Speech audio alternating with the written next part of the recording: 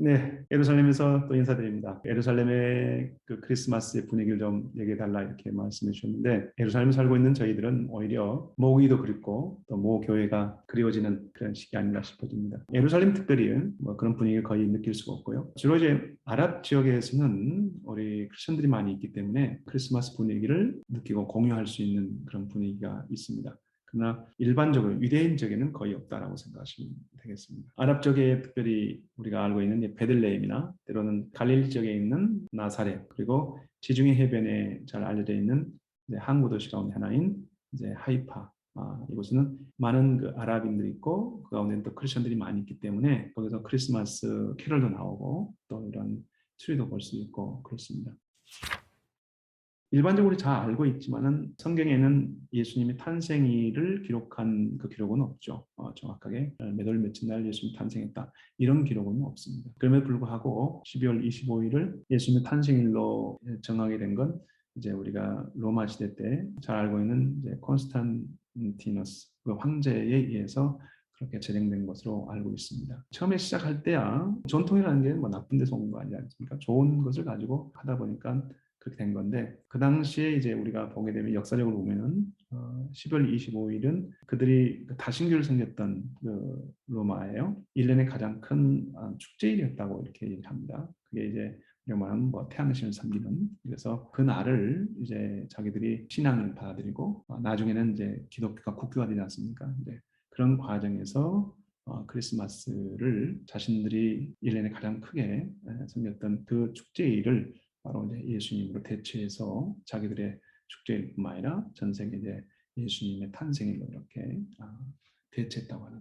그래서 결국은 이제 유래가 되어서 오늘날 전 세계가 대부분 크리스마스를 이제 12월 25일 날로 지키고 있고 러시아 정교회, 그리스 정교회는 1월 달입니다. 1월 6일인가 얼마 되고요. 아르메니안도 1월 10 몇입니다. 18일인가 얼마 될 거예요. 예, 그래서 약간 차이가 있습니다만 그 외엔 대부분 일반적으로 우리가 크리스마스를 12월 25일로 보고 있습니다.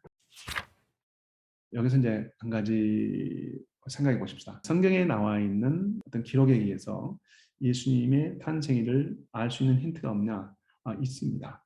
정확한 날짜는 아니어도 그 주간 정도는 알 수 있어요. 그런데 그러면 여기서 이제 더 먼저 보기 전에 생각해야 할 게 뭐냐면 왜 초대교회 성도들은 예수님의 탄생에 대해서 그렇게 언급하지 않았을까? 왜 사도들은 전혀 이 부분에서 관심이 없었을까 하는 거예요. 어떤 신학자분들이 주장한 것처럼 아마도 초대교회 성도들과 사도들은 오셨던 주님에 대해서 그렇게 큰 관심보다는 물론 하나님의 아들로서 탄생하신 건 중요했죠.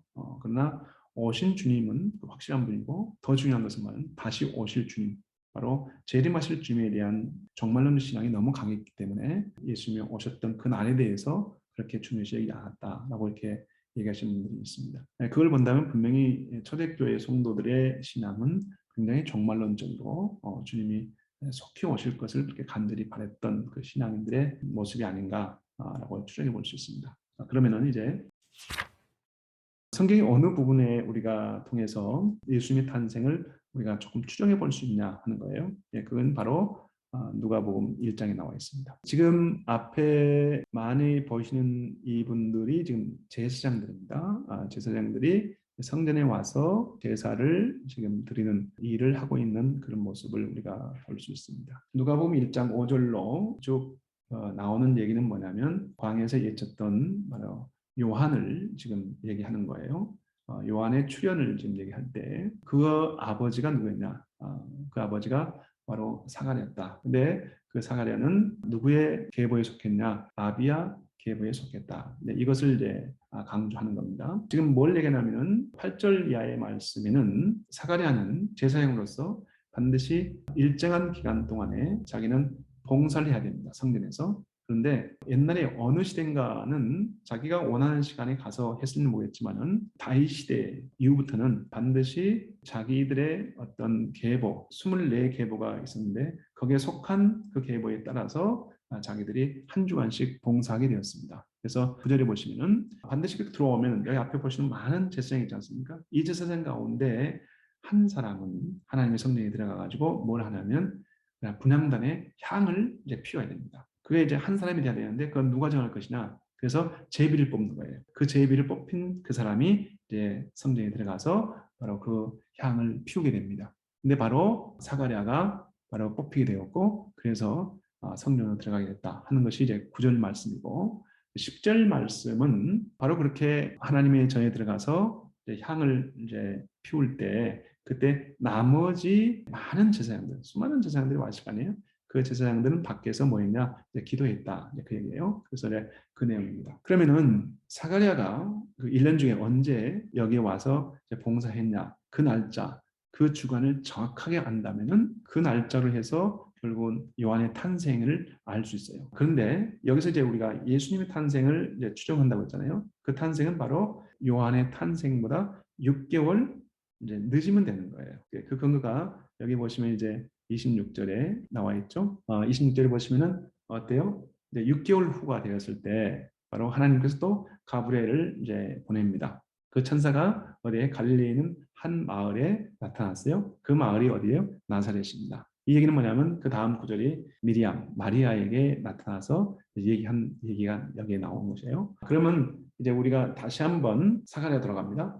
사가랴가 지금 성전에 들어가서 천사를 만나가지고 이제 대화하는 얘기가 나오지 않습니까? 어떻게 얘기합니까? 가브리엘이 하나님이 너의 기도를 들었다. 너의 기도의 응답대로 너의 자녀를 줄 거라 했더니 사가랴이 믿지 않지 않습니까? 그래서 결국은 뭐라고 하냐면 저도 연로하고 제 아내도 이미 태가 닥쳤는데 어떻게 가능합니까? 천사가 하는 말이 너가 믿지 않기 때문에 그 증거로 너가 당분간 아이 낳을 때까지 말을 못하게 될 것이다. 네, 그런 현상을 가지게 되고 그런 대화와 시간이 이제 길었기 때문에 밖에 있던 많은 사람들이 이상하게 여기죠. 향만 피고 나와야 되는데 충분히 나올 수 있는 시간인데 아직까지 나오지 않고 있기 때문에 성전에서 하나님과의 어떤 이상을 그가 보고 또 어떤 일이 있었지 않나 라고 생각하는데 아니나 다를까 그가 나왔는데 말을 못하게 되는 그런 현상을 갖게 되는 거죠. 자, 그리고 나서 이제 일주일이 지난 다음에 결국은 여기서 봉사하고 나서 어디로 갑니까? 자기 집으로 들어가서 거기서 아내와 이제 동침한 상태에서 아이를 가졌고 그리고 나서 여러분들이 280일을 거기다가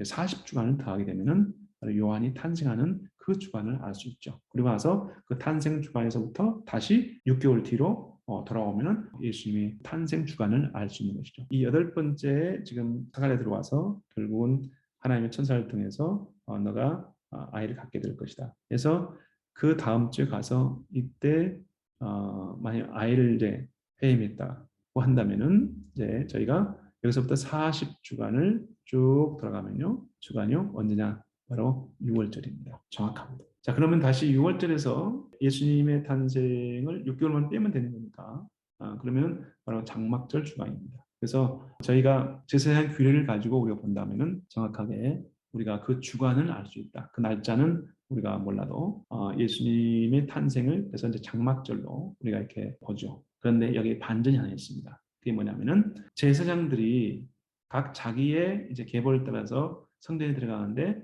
쉽게 말하면 봄절기에 들어가는 24 사이클이 있고 그 다음에 다시 돌아오는 두 번째 사이클은 언제예요? 가을이나 겨울인 거예요. 근데 이제 아비아를 기준으로 본다면 이제 봄에 들어갈 수도 있다면 봄에 들어가면은 요한인 6월절에 예수님은 장막절에 이렇게 탄생하시고요. 만일 가을절기에 들어갔다 그러면 어떻게 될까요?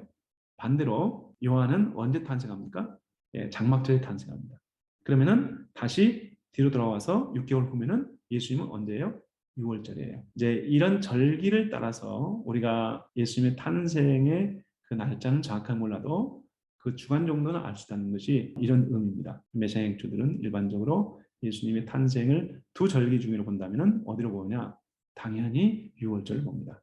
그래서 예수님의 사역 자체가 그래서 절기 중심으로 본다면은 봄절기는 6월절부터 이 77절, 오순절까지의 성령 오신 데까지의 절기를 우리가 이렇게 응용해서 설명을 하지 않습니까? 그래서 절기를 중심으로 해서 설명하시는 분들은 예수님이 다시 재림하실 때는 바로 가을절기인 장막절로 해서 그 이후의 절기로 이렇게 넘어갈 것이다. 이렇게 응용해서 설명하시는 분들이 많이 있는 이유가 이것입니다. 잠깐 여기서 우리가 한 부분을 보고 싶은데요. 이것은 어디냐면 사가랴의 이제 고향이라고 우리가 전승되고 있는 에인케렘입니다. 지금 현재 이스라엘의 그 예루살렘에서는 서남쪽 지역입니다. 지금 보고 있는 이 사진은 서쪽에서 동쪽을 향해서 지금 찍고 있는 방향에서 지금 찍고 있고요. 앞에 크게 보이는 건물 자체는 그것은 이스라엘 가장 큰 병원입니다. 하닷사라는 큰 병원인데요. 병원 바로 끝부분에 왼쪽 부분에 보이는 것이 마리아와 연관된, 그다음에 요한과 연관된 그 기념교회들이 이제 이렇게 있는 곳인데요. 여기 보시면은 요한의 탄생을 기념하는 교회가 되겠습니다. 그다음에 마리아, 미리암이 성경에 보시면은 나오지 않습니까? 6개월 후에 이것을 방문하는 얘기가 나오지 않습니까? 그 얘기가 바로 그것을 기념하는 교회가 이 교회입니다. 다시 돌아가서 보겠습니다만요. 예수님의 탄생의 그 성탄일을 우리 정확하게 알지는 못하지만은 예수님이 대충 탄생하신 그 기간을 우리가 알 수 있는 것은 사가랴가 언제 성전에 들어왔고 그리고 돌아가서 아이를 가져서 40주간을 더하게 되면은 이제 요한의 탄생일을 알 수 있다. 그래서 다만 사가랴가 봄에 들어가서 이렇게 천사를 만나는 것인지 아니면은 가을 절기에 들어가서 천사를 만났는지 이것은 이제 우리가 좀 논쟁이 있는 부분이다. 그러나 우리가 만약 절기를 따라서 예수님의 탄생을 본다면은 아마도 사가랴는 가을 절기에 성전에 들어가서 이렇게 하나님 천사를 통해서 자기가 아이를 가질 것을 알았다. 그리고 요한은 그로 인해서 태어난 것이 장막절 주간이었을 것이다. 그러면 예수님은 언제? 6월절 이렇게 우리가 볼 수 있는 것입니다. 그래서 우리가 비록 지금 크리스마스를 정확하게 우리가 성경에 나와 있는 날짜를 알지 못하지만은 이 절기를 따라서 우리가 보게 된다면은 대충 이렇게 볼 수 있을 것 같습니다. 오늘은 예루살렘에서 예수님의 탄생을 기념하는 이 아름답고 귀한 성탄절을 우리가 공유하지 못하지만은 그 대신해서 이렇게 보았습니다. 모든 가정에 모든 교회에 모든 성도들 위해 따뜻한 성탄절이 됐으면 좋겠습니다. 메리 크리스마스.